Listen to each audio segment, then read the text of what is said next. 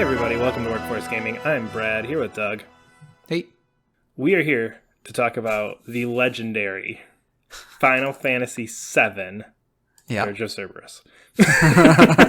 One of those is legendary. Why? Why did you play this? I literally played it because there's nothing new coming out, and I randomly had a copy of it in my house that I believe I just took from my brother at some point. Okay. And I'd never played it before, and the end of the, is it Intergrade? What's the weird subtitle on it? The Final Fantasy No, that's right. 7, yeah, Final Fantasy 7 Intergrade. Yeah. Intergrade, yeah. Had the weird tease. There was like, oh, it's that dude from Dirge of Cerberus. And I went, I never played Dirge of Cerberus. That's very funny. Nothing else new coming out. Let's boot up the PS2. That's so funny. To me, that's like perfect Square marketing stuff where they're like, you see, we put a tease for this other game, so but like who's gonna go buy Dirge of Cerberus? Like you can't buy Dirge of Cerberus. You can't have it sitting on your shelf though. I don't think you can play anything on PS2. If I were them, I would not put it out digitally, especially not in the form it's in right now. But that's very funny. It is a weird game. I remember at the time it wasn't good. Like it wasn't even a good game then. And that was my thought. I looked it up and I went, I know I didn't play this for a reason. I looked up and I saw Metacritic scores from way back in the day. I was like, oh, this is why I didn't play this game. And I had that moment of like, you know what? I don't care. Yeah, sure. It's here. I have nothing else. I'm going to try it. Yeah. It's like 9 hours long and it's actually kind of fun and like a stupid, boring turn your mind off and just like shoot at stuff. Yeah, sure. And I had the feeling the whole time going through it of, is this bad or is this old? And did you enjoy it though? I mean, kind of. Like, it's one of those things where like I enjoyed parts of it.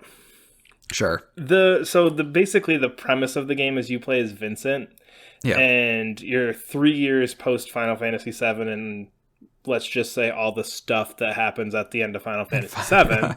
Yeah. You're 3 years after that, and basically there's this new bad guy group that's connected to the Shinra Corporation shows up, and you're gonna try and stop them. And there's some other things that kind of play into it. Omega and Chaos kind of takes the Holy Meteor type big picture, like save the planet, gonna destroy the planet picture that Final Fantasy VII had. That stuff all sucks. You're like, the main plot of this is bad. It's just like, it's one of those things where it's just like, it's so heavy into like everything. And it's like, the bad guys are called Deep Ground, the underground group from Shinra. Like, it's just like that kind of level of like, oh man. And it's one of those stories where it's just like, these are the bad guys, go get them. But because it's like Final Fantasy VII, we have to incorporate 5,000 cutscenes into this 9-hour game to explain every minute detail. And as they're explaining minute details, you're just shaking your head going, that's the bad guy, I need to get him. And it's like, but here's a little monologue about how this is bad. Dude, it's really funny. I was actually thinking about this with like Final Fantasy 7 and 15, like that natural sounding talking between compatriots sort of thing, which is like, is a relatively new thing. Yeah. Like for most of JRPG's histories, everybody talked like bad Shakespeare actors. Oh yeah. Yeah. What is interesting is it does give you a whole lot of backstory on Vincent, and I am by no means a Final Fantasy VII expert. I've played the original once. I played the remake. That's pretty much, I saw Advent Children like 10 years ago.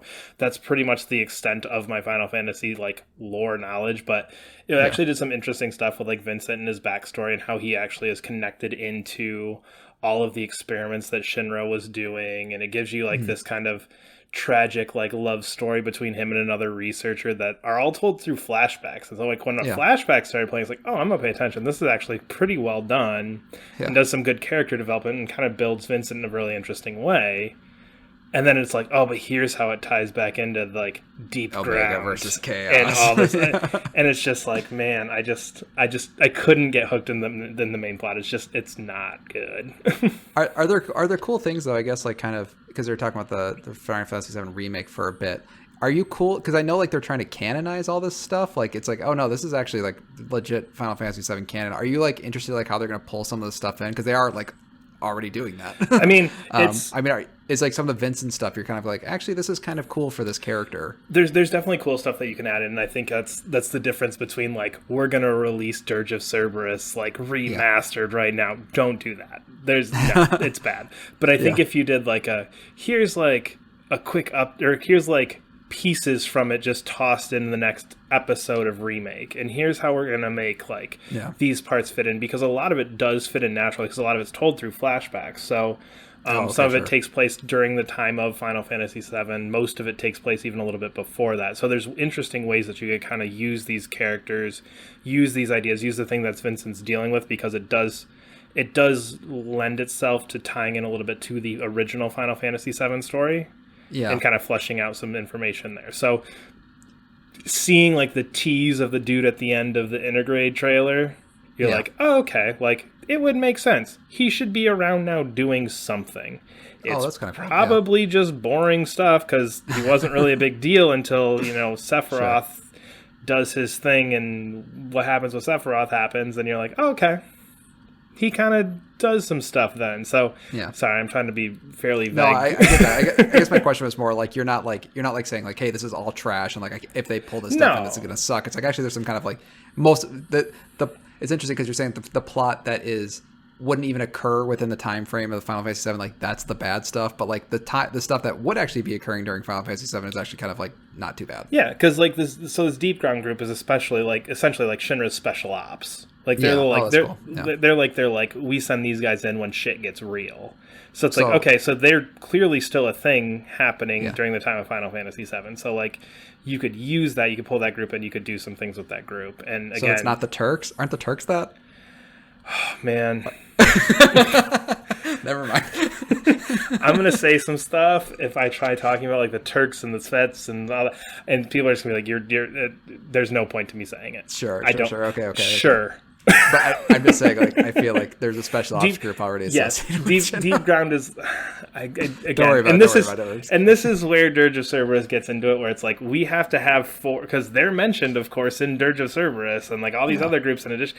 There's so many groups instead of just going like Shinra and Special Shinra. Like that's all we need. But we've got all these different groups, and that's where it gets lost. But man, it does have some interesting stuff, and there definitely is some things where it's like, okay, I could see you using that, and I could see this making sense, but like the pacing in it's bad. Like it's got boring cutscenes used in the way that like Metal Gear uses interesting cutscenes, where it's like, oh, you just walked down a hallway. Let's stop and do this. Like, here's some information. Like, oh, okay, that's what's going on. It's like you just walked down this hallway. Here's a flashback. Why am I having a flashback now? Well, you walk down a hallway, you need a cutscene. Like it's that kind of stuff. So I don't know. It's one of those weird things. It's also like really weird third-person shooter gameplay with like hardcore heavy auto aim.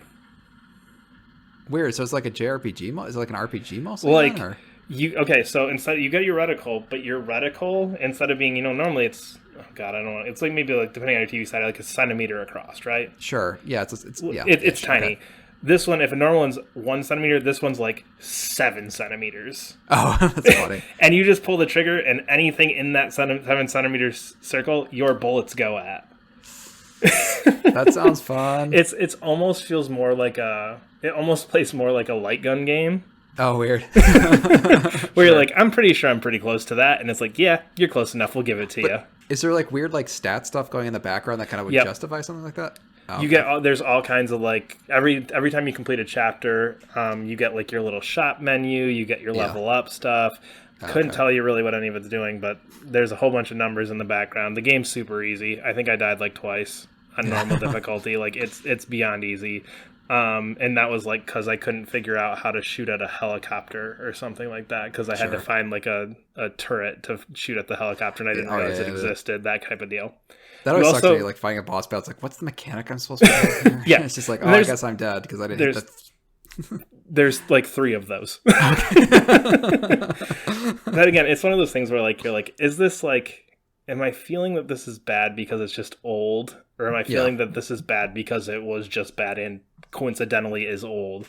But like it's janky. It doesn't feel great, but it's one of those just turn your mind off. Just I don't need to think. I'm just running through this. I'm pushing the trigger. It's doing stuff. You also have a melee attack that is utterly worthless and completely. Sure. It's like inverse Devil May Cry, where it's like you're supposed to like use your sword and then just kind of shoot to keep your combos going. This is like shoot, and then like your sword's there, but it doesn't really do anything. Oh, that sucks. And you really don't have combos, so it's not even like you're extending a combo. You're just like swinging at something for fun.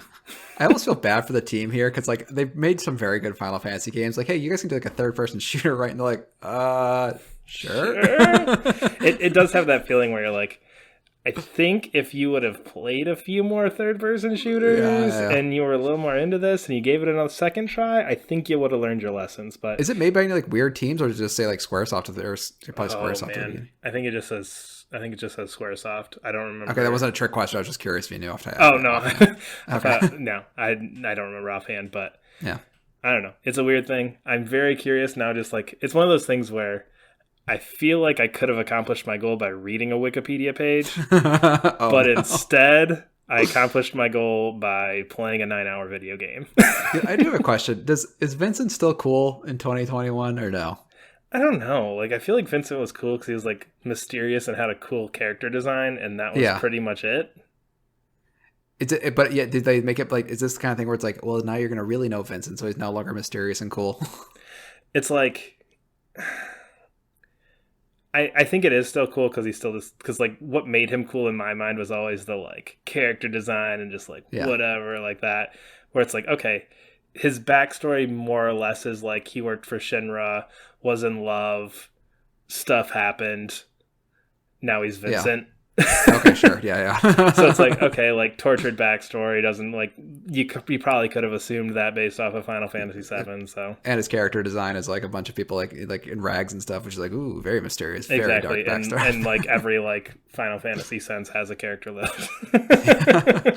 Actually, that's the thing I really liked about a totally side note, but like Kingdom Hearts Cloud design is a mix of Vincent and Cloud, and I was like, that's so cool because he's like so tortured in that game. He's like, it's so cool. Yeah, but anyway, I mean, either read the Wikipedia page or go bust out the PS2. Your choice. You can wait for that new Final Fantasy VII weird mobile version. Wrap it all up thing, yeah. Yeah, that will cover Dirge of Cerberus and everything else. So I will say there was a much better chance of me playing this old janky PS2 game than a mobile game. So sure, that's fair. Cool. All right. Well, we are Workforce Gaming. You can follow us on Twitter at Workforce Gaming. Subscribe to us wherever you're listening, and we will see you later. Bye.